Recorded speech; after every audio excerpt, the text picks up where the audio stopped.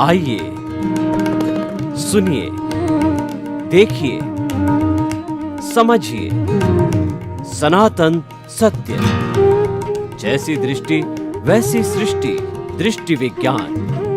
कुदरत, कुदरती रचना एवं कुदरत के कानून से शाश्वत सुख की प्राप्ति। जोधपुर के परम पूज्य महात्मा उपासक प्रोफेसर डॉक्टर सोहन राज तातेड़ के निर्देशन में सनातन सत्य। जैसी दृष्टि वैसी सृष्टि, दृष्टि विज्ञान।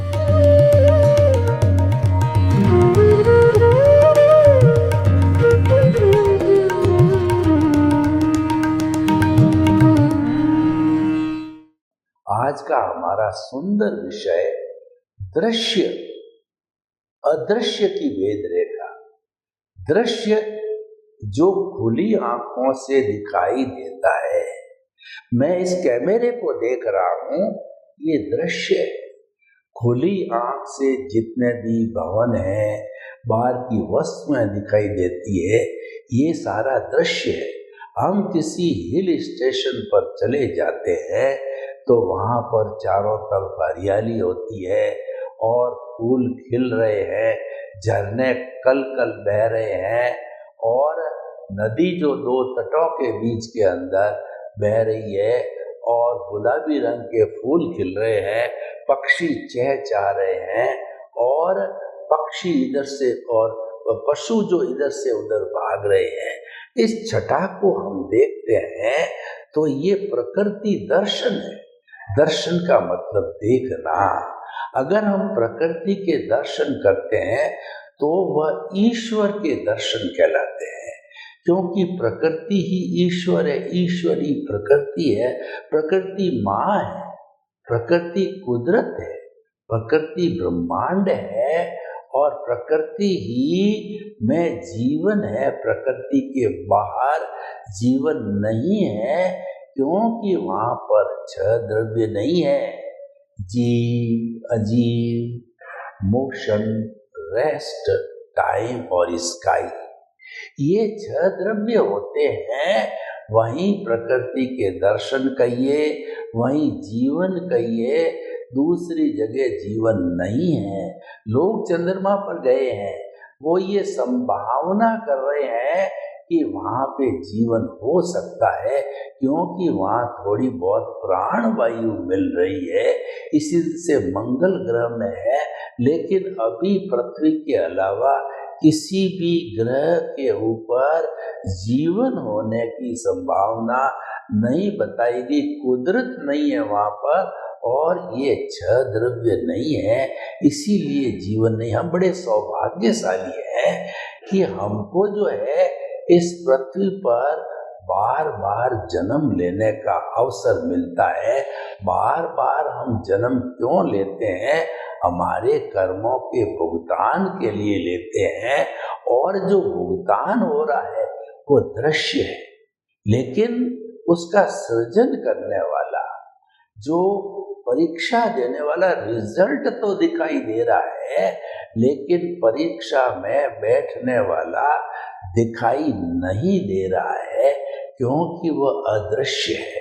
हमारे भाव है वो अदृश्य है, भाव पुरुषार्थ है और जो दिखाई दे रहा है वह रिजल्ट है। जन्म से मृत्यु तक एक एक क्षण के अंदर जो जो हमारा उदय प्रारब्ध चलता है, वो उदय प्रारब्ध दृश्य है, क्योंकि वह जड़ है और उसमें से ज्यादातर अष्ट स्पर्शी है जब दिखाई देता है। लेकिन भीतर का अगर जड़ पदार्थ भी है तो वो चतुस्पर्शी आत्मा तो अमूर्त है।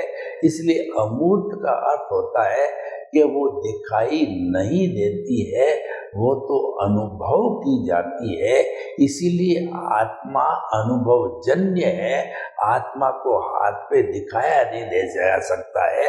आत्मा को मैं प्रमाणित करता हूँ, मैं किसकी ताकत से बोल रहा हूँ, मैं किसकी ताकत से हाथ हिला रहा हूँ, किसकी ताकत से प्रवचन दे रहा हूँ। ये ताकत मेरी आत्मा की है, प्रभु की है, ईश्वर की और भगवान है। जो ईश्वर है वह अदृश्य है और उसका परिणाम है वह दिखाई देता है। तो इन दोनों की भेद रेखा है वो जड़ और चेतन की भेद रेखा है। जो इस भेद रेखा को समझ लेता है वह जो है शाश्वत सुख को प्राप्त कर लेता है। इस भेद रेखा को समझने का अर्थ है कि अज्ञान का नाश होना। अज्ञान के कारण ही हम 84 लाख जीवा योनि के अंदर भटकते हैं। और अज्ञान क्या है? अपने स्वरूप की जानकारी न होना। मैं कौन हूँ इस स्वरूप की जानकारी नहीं होती है, वही अज्ञान कहलाता है। और उस अज्ञान के कारण हम भटकते हैं। जब हम अपने मूल स्वरूप के अंदर आ जाते हैं जो अदृश्य है, तो मूल स्वरूप को प्राप्त होने के कारण हमारा दृश्य जगत से समाप्त हो जाता है। यानी आत्मा जब जो है स्वतंत्र हो जाती है, सब कर्मों से मुक्त हो जाती है, तो मुक्त होने के बाद में 84 लाख जीवा योनि में नहीं भटकती है। क्योंकि जो है ये अज्ञान है, यही दुख का कारण है। अज्ञान समाप्त हो गया तो सुख ही सुख है। इसीलिए हमारा जो आत्मा है, हमारी जो कॉन्शियसनेस है, उसको जो है सुख का धाम कहा जा सकता है। उसको ब्लिस कहते हैं। अनलिमिटेड सुख होता है, वो आनंद का दरिया होता है, आनंद का झरना होता है। और जिस व्यक्ति को उस झरने का अगर एक बार स्वाद लग जाता है तो बाहर के सारे स्वाद फीके फीके लगते हैं। इसीलिए हमें परमानेंट जो हमारा स्वाद है, लक्षण है, उसकी जानकारी करना चाहिए। यानी कि अपने आप को पहचान करने की कोशिश करनी चाहिए। वह जो है वो अदृश्य है। दृश्य और अदृश्य की भेद रेखा जो आज का विषय बड़ा इम्पोर्टेंट विषय है। और इस भेद रेखा को अगर सांगो पांग हम जान लेते हैं तो हम जो है सिद्ध बुद्ध और मुक्त बन जाते हैं। उसके लिए हमें हमारे को रहो भीतर जियो बाहर, भीतर रहना पड़ेगा, जीना बाहर पड़ेगा। क्योंकि ये हमारी विवशता है। हम बाहर को छोड़ नहीं सकते क्योंकि हमारा कर्ज है, ये हमारा परिणाम है, ये हमारा भुगतान है, ये हमने जो कॉज डाले हैं उसका इफेक्ट है। तो उसको जो है छोड़ा नहीं जा सकता। उसकी क्लैरिटी, उसका शून्य होना ही अज्ञान का शून्य है।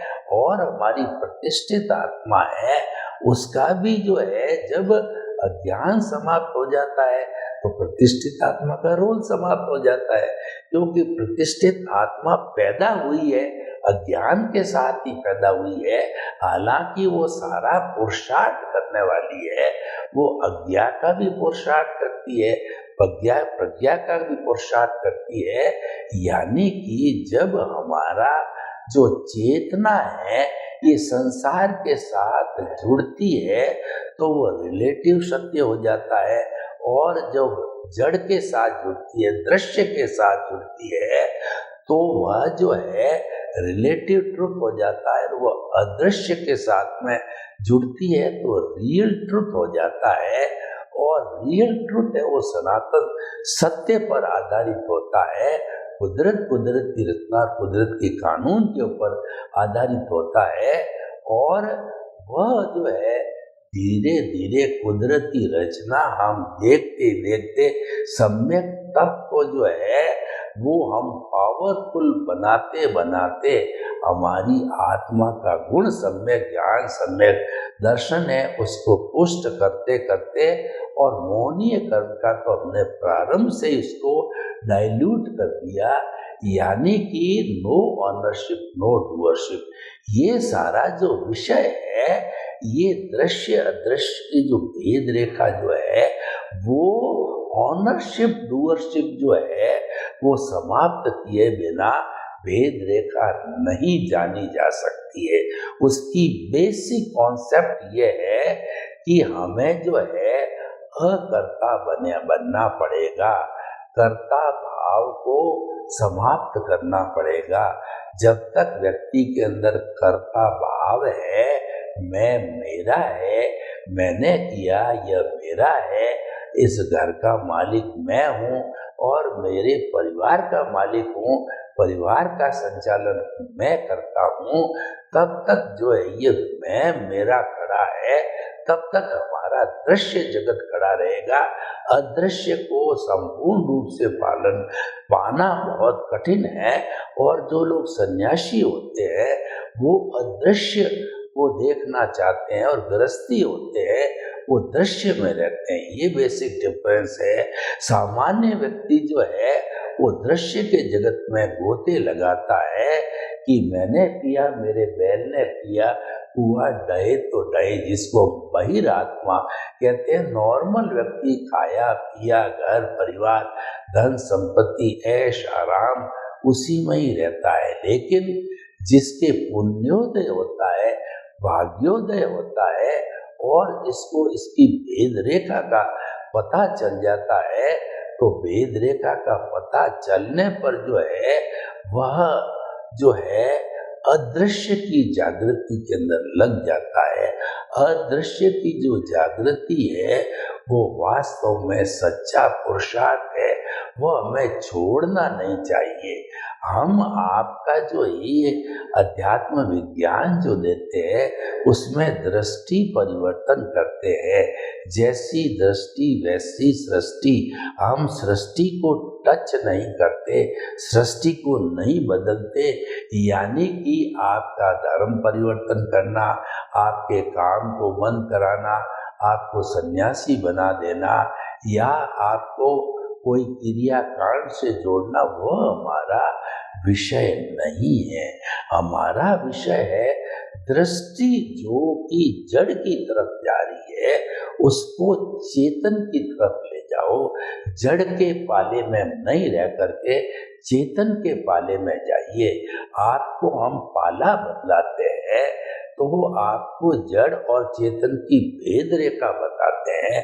जब भेद रेखा आपको मालूम हो जाती है तो अगर आप जो है उसको गवर्न करने वाली प्रज्ञा है, हम ये कहना चाहते हैं, आपकी प्रज्ञा एक बार जागृत हो गई, आपको एक बार सम्यक दर्शन मिल गया, तो निश्चित तौर पे मान के चलिए कि वो सम्यक दर्शन आयता भी है और जाता भी है।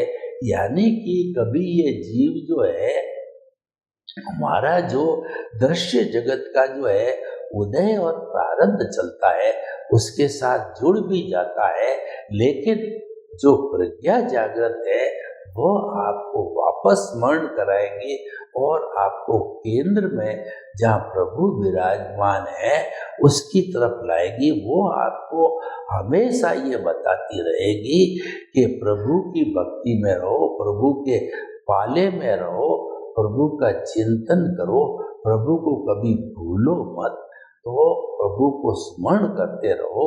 तो ये जो है आत्मा का स्मरण है, ये हमको जो है वो धीरे धीरे वो अज्ञान को नाश करने में सहयोगी बन जाता है। यानी कि जो हमारी ये दृश्य और अदृश्य की भेद रेखा का अर्थ क्या कि दृश्य के कारण अज्ञान खड़ा है और अदृश्य के साथ में जो है विज्ञान खड़ा है। इस अज्ञान को विज्ञान में बदलना है। हमारा जब ज्ञान है वो विज्ञान बन जाएगा तो धीरे धीरे उस विज्ञान की सहायता से हमारा अनुभव बढ़ता जाएगा और अनुभव बढ़ते बढ़ते जब 360 डिग्री का हो जाएगा। अनुभव के बढ़ने का अर्थ ये हुआ कि हमारे स्वरूप का स्पर्श होते होते 360 डिग्री का अर्थ होता है कि स्पष्ट वेदन हो जाएगा। हमको हमारी आत्मा, हमारा स्वरूप मिल जाएगा तो वो हमारा केवल दर्शन होता है।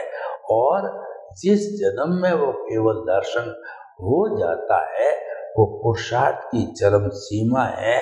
फिर पुरुषार्थ की कोई आवश्यकता नहीं होती और पुरुषार्थ करने वाली यूनिट है, यानी कि जो हमारी प्रतिष्ठित आत्मा है या जुड़ा हुआ ज्ञान है जिसके कारण ये करना पड़ता है या मन है, ये सभी समाप्त हो जाते हैं और व्यक्ति अजर अमर अविनाशी बन जाता है, सिलसिला में विराजमान हो जाता है। तो भाई और बहनों, बड़ा सुंदर टॉपिक है, हमारे को इसमें दिलचस्पी लेनी चाहिए। दृश्य और अदृश्य की जो है भेद रेखा जानने का अर्थ है हमें सत्संग करनी चाहिए। सत्संग का अर्थ हुआ हमें चेतना के पाले में रहना चाहिए, अदृश्य के पाले में रहना चाहिए, क्योंकि जो अदृश्य है वो सूक्ष्म जगत है और सूक्ष्म जगत के अंदर हमारे ब्रह्मांड के बड़े बड़े रहस्य छुपे हुए हैं। अगर हम उस जगत के साथ जुड़ते हैं, उसमें गोते लगाते हैं, तो ब्रह्मांड के रहस्यों का पता चलता है। क्योंकि जो हमारा बाह्य जगत है वह जगत तो मात्र जो है भुगतान के लिए, कर्जा उतारने के लिए है। इसीलिए कहा गया है कि मन वचन काया तथा उससे जुड़ी हुई हर अवस्था मात्र कुदरती रचना है, वह व्यवस्थित है और प्रीडेस्टिन्ड है और वह परमानेंट यानी वह फिक्स है, वो जा रही है। कोई भी अवस्था आती है वो विनाशी होती है, वो जा रही है।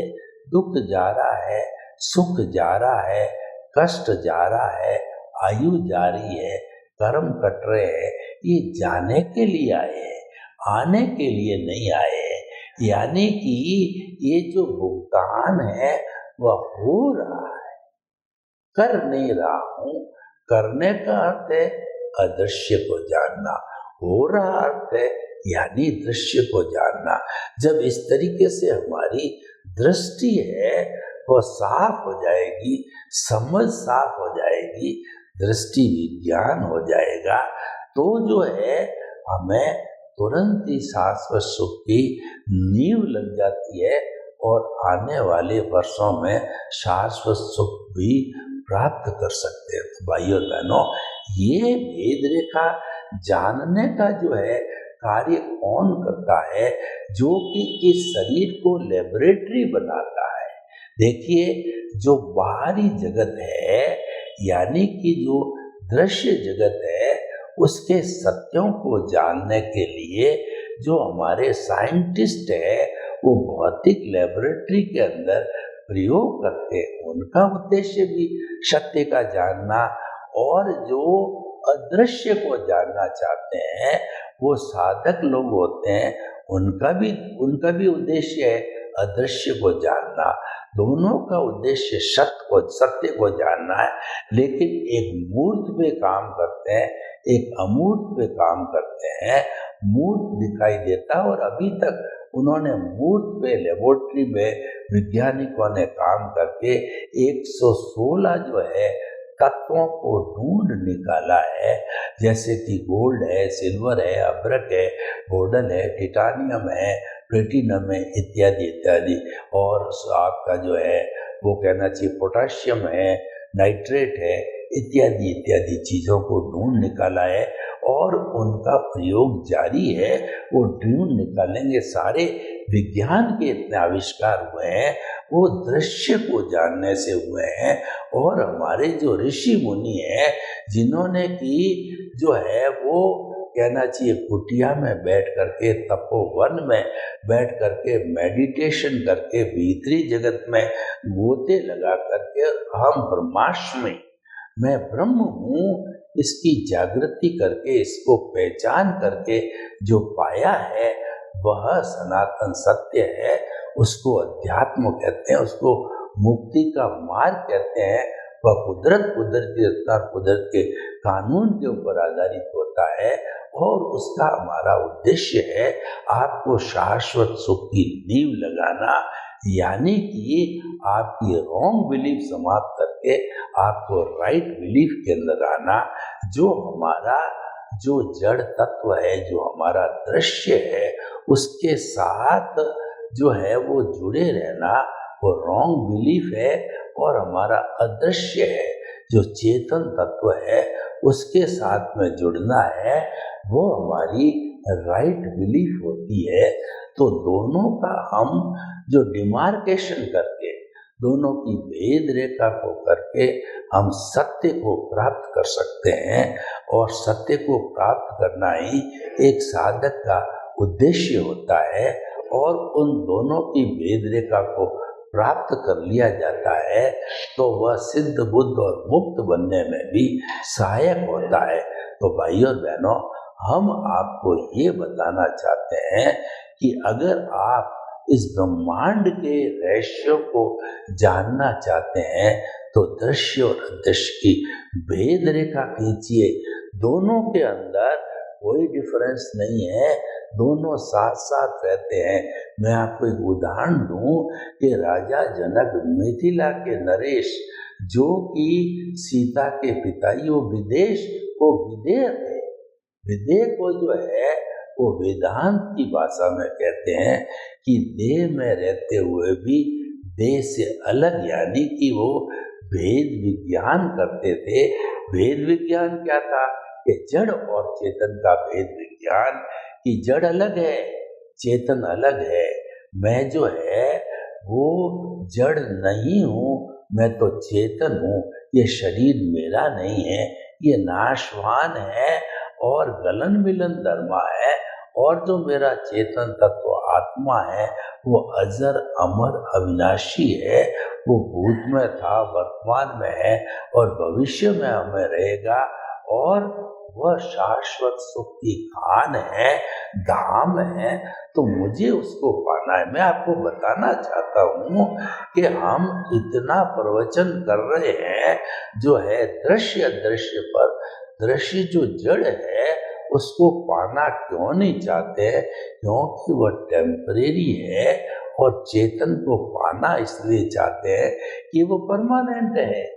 जड़ है हमारा दृश्य जगत, ये किराए का मकान है, ये बदलना पड़ेगा, छोड़ना पड़ेगा।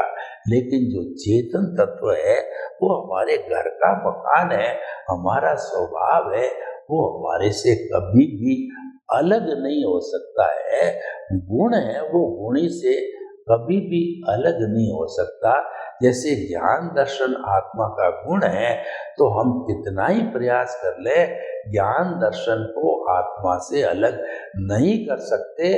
और जो दृश्य जगत यानी जड़ है, वो जो है ज्ञान दर्शन उसका लक्षण नहीं है, तो हम उस लक्षण को पैदा नहीं कर सकते। ये असंभव चीजें हैं। जड़ कभी चेतन नहीं हो सकता, चेतन कभी जड़ नहीं हो सकता, दृश्य कभी अदृश्य नहीं हो सकता, अदृश्य कभी दृश्य नहीं होगा। तो दार्शनिक भाषा में हम ये कहना चाहते हैं कि दोनों की मौजूदगी होगी, लेकिन धीरे धीरे जो है वो साधना के द्वारा दृश्य जगत यानी अज्ञान को, यानी रिलेटिव सत्य को भी गलत नहीं है, रिलेटिव सत्य भी जो है उसको गलत नहीं कहा जा सकता है, क्योंकि वो तो हमारा कर्ज है, वो तो जो हमारा भुगतान है। गलत कैसे हो सकता है? वह तो देना ही पड़ेगा। हम किसी बैंक से अगर पैसा उधार लेते हैं, हम उसको गलत कहते हैं, तो गलत क्या है? उन्होंने हमारी मदद की और हमारे डेबिट किया, तो हमको जमा करा के क्रेडिट करनी पड़ेगी। और जब हम क्रेडिट करके और हमारे ब्याज सहित सूद को जीरो कर देंगे तो हम साहूकार हो जाएंगे। तो ठीक इसी तरीके से सनातन सत्य के माध्यम से जो है रिलेटिव ट्रूथ है वो गलत नहीं है, लेकिन रिलेटिव होने के कारण अज्ञान है और वो रियल होने के कारण जो है विज्ञान है, क्योंकि ये परमानेंट है और ये टेम्परेरी अवस्था से जुड़ा हुआ है और इस पर अवस्था का कानून लागू नहीं होता है। तो दोनों की जब भेद रेखा व्यक्ति खींच लेता है, दोनों बिल्कुल पास पास है, दोनों साथ रहते हैं, जुड़वा भाई की तरह साथ रहते हैं, उनको समझना जरूरी है। और समझ करके उसको किस तरफ रहना है वो मुख्य बात होती है। तो हम ये समझने के लिए एपिसोड हमने जो है ये तैयार किया है कि आप इसकी भेद रेखा को जानिए। जो भेद रेखा जानता है वही ज्ञानी पुरुष है, वही विज्ञानी है, और वो केवल मनुष्य जान सकता है। हम ये सत्संग आपके साथ क्यों कर रहे हैं, सनातन सत्य आपको क्यों बता रहे हैं कि ये मानव ही कर सकता है और मानव ही अपने स्वरूप को प्राप्त कर सकता है। सर्वे भवन्तु सुखिनः, सर्वे सन्तु निरामया। लोग के जीवों को सुख मिले, शांति मिले, आनंद मिले, प्रेम मिले, सौहार्द मिले, और सभी हिल मिल करके हम सनातन सत्य को प्राप्त करें, शाश्वत सुख को प्राप्त करें। आपके प्रति मंगल।